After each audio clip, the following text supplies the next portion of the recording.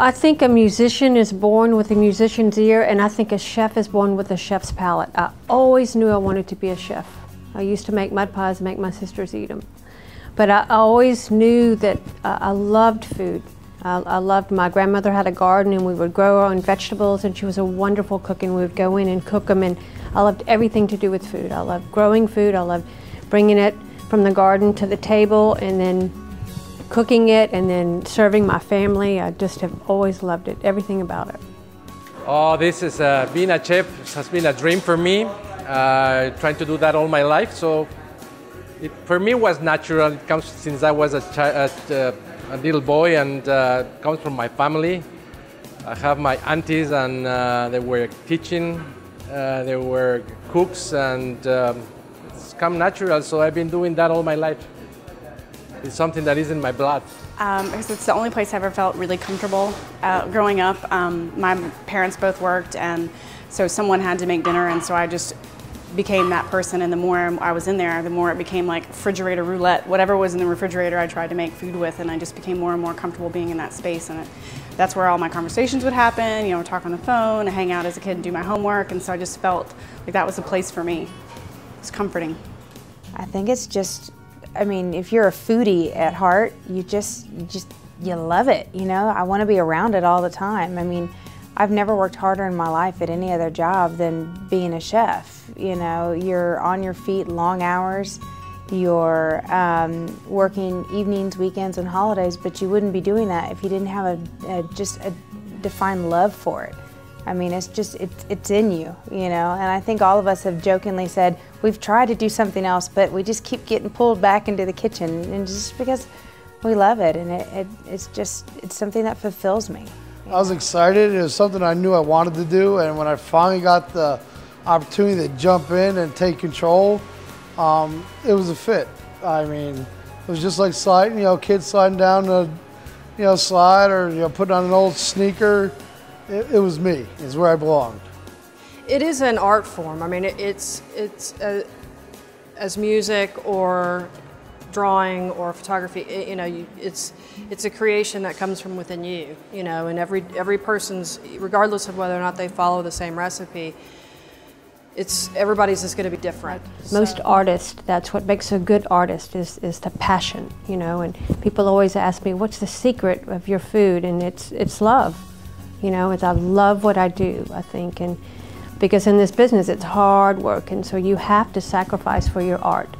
And so, I don't know, I think that's something that's just in you. You're born with that, and you love something so much that, I don't know, I was just born with it, I think. I can't imagine not having it. This is culinary arts, and I really think that this is part of the fine arts, and we are as passionate as dancers. People sometimes don't see that, but we cooks we are so passionate about food and so passionate about what we do, and we're trying to learn every day, and this is a learning life experience. This is a path in our lives, and what I love for this is every day you get better and better and better, and it's fantastic. It's something that it's getting to your blood. You never run out of that. What you do is received by other people so much, and usually in a good way. Like if you make something for someone, it's rare that they're going to say this is gross, especially if you're trained in the field. So you instantly get response from something that you've made by hand, and so being able to get that reaction makes people passionate and excited about what they're doing. So that, because if you work at a desk and you do a really good report, who's going to say great job except for maybe your boss? But when you work in this field, you immediately get responses and reactions, and you make people's evenings or occasions, and I think that instills like this excitement in people. I mean, and number one, you're working in a hot environment for long hours. You're on your feet for a lot of times. There's a demand, you know, tickets coming in, people asking you for different things. You're having to be one person 1 second and then be another person another second. And I think without any passion, you would burn out rather quickly. And I think without that passion, you're not going to be the professional that you need to be, that's going to drive you to the next step to get you to the next level. For me, the ultimate reward is watching the response on someone's face when they're about to consume something that I just created, and seeing the joy as the kind of Joker smile, as I say, you know, comes up the sides of the cheek. That gives me such a high that never gets old. I mean, I've been watching that and waiting for that, even to this day. I've been, a professional chef for 15 years, and I still thoroughly enjoy that aspect of it. For me, that makes all the blood, sweat, and tears worth it. Be a chef is something amazing. First, because you make people happy. You feel the stomach, but you feel the souls of people also. I think when you have a customer come up to you and thank you for a wonderful meal, or at caterings, we've actually had people come up and give us a hug at the end of the night, and just saying that we made their event for them. The food was incredible, the service was incredible, the whole way that we put the event together. I mean, that to me, when you're able to change somebody's night or life through an event like that, it really makes an impact on you and kind of makes you really appreciate who you are as a chef. It doesn't feel like work. It's like I'm creating art every day. I'm so grateful that I'm able to do this, to go in and do what I love. It's like every plate is a painting to me, and it's a piece of myself out there. And when people can eat that and enjoy that's better than money. I've worked with some great chefs, and I saw the things that they were able to do and how they were able to, control a kitchen and, get amazing things done. And that to me was fantastic. And then on top of it, just the amazing food that was coming out. Like I said, it's addictive, and I loved it. And, I've looked forward to going to work every day, because of it. It was scary at the beginning, and somebody comes and says, now you're going to be the chef. Oh my God, that was a great opportunity. So I took it, and since that I said, well, nobody's going to take me this out, and I have to work a lot on that and study and put a lot of hours on that. But it's so rewarding. It was fantastic. It was like, win the lottery. It was somebody give you the opportunity to become the head of a kitchen. It's amazing. It's an instant gratification job, whether you're the person that's, getting the gratification or somebody else. It's rewarding. You don't have to wait for a year later to find out if you get that promotion because you did a great job. You immediately get satisfaction from what you do on a daily basis.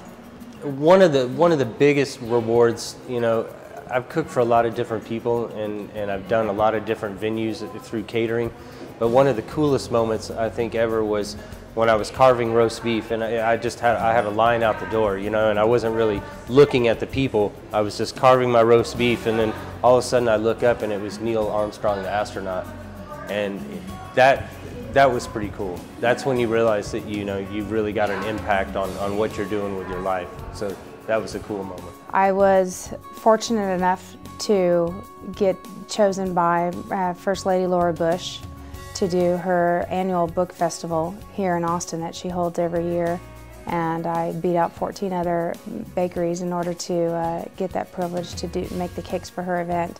And knowing that she really loved them so much that she chose me again the following year really was, a compliment to my hard work and creativity. And the second item was the first time I ever made a bride cry, because her cake was just as beautiful as she had envisioned it. It really made me feel that all my hard work was worth it.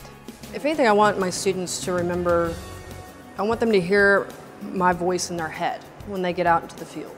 When they're cutting something or they're cooking something, I want them to remember what they learned, and not even here, people that I've taught in my restaurants in the past, I'm hoping that they one day can take the things that I've taught them and go say, well, I learned that from Chef Robin, or, they can, just do great things with themselves. I mean, that for me is as good a legacy as you can have. I was told one time, a long time ago, if you die go through life and you die and you can count all your friends on one hand, you're a very lucky man.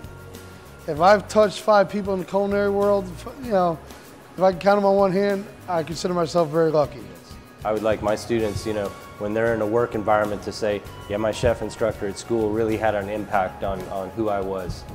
So if I was going to say that's my legacy, that would make me pretty proud.